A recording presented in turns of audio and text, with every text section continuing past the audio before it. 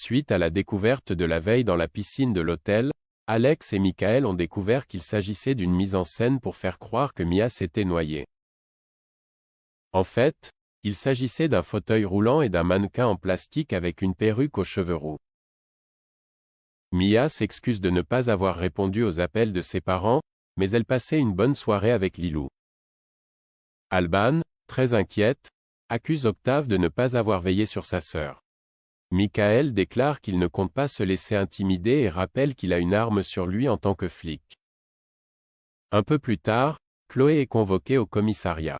George et Timothée ont réussi à remonter la piste du mannequin en plastique et se sont rendus compte qu'il a été loué avec une carte bancaire virtuelle au nom de Chloé.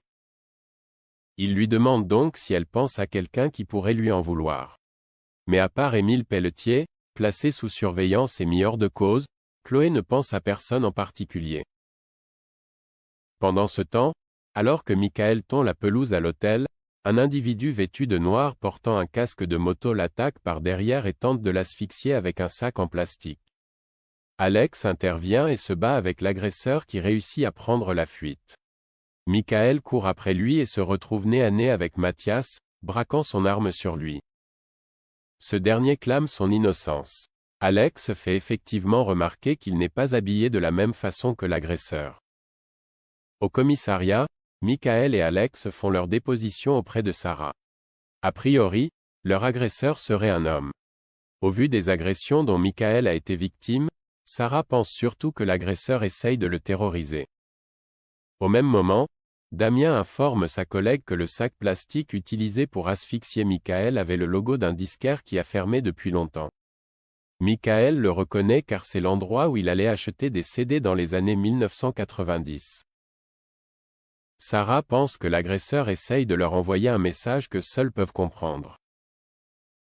De retour à l'hôtel, Michael et Chloé réfléchissent à quelqu'un qui pourrait leur en vouloir, en vain. Alban les interrompt pour reprocher à son mari d'avoir braqué Mathias. Elle se plaint également de la situation ingérable de l'établissement. Une fois Alban parti, Chloé essaye de rassurer son cousin. Mais ce dernier envisage de tout abandonner. Il voit bien que son couple est en péril. D'ailleurs, il a trouvé sa femme très apprêtée la veille, quand ils étaient en train de chercher Mia. Au commissariat, Sarah informe Damien qu'un client a confirmé qu'il était avec Mathias au moment de l'agression de Michael.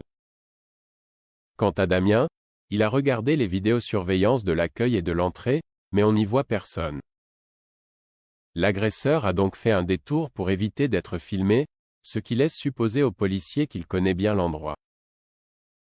En fin de journée, Chloé récupère Céleste à l'hôtel qui passe ses vacances d'été chez Marianne. Chloé a hâte de passer du temps avec sa fille et de lui lire un livre. Soudain, l'alarme incendie se déclenche. Alors que les clients évacuent l'hôtel et qu'Alex retrouve Marianne à l'extérieur, Chloé essaye de sortir. Mais la porte est bloquée. Une épaisse fumée noire envahit la pièce. Dans la panique, Chloé perd la trace de Céleste.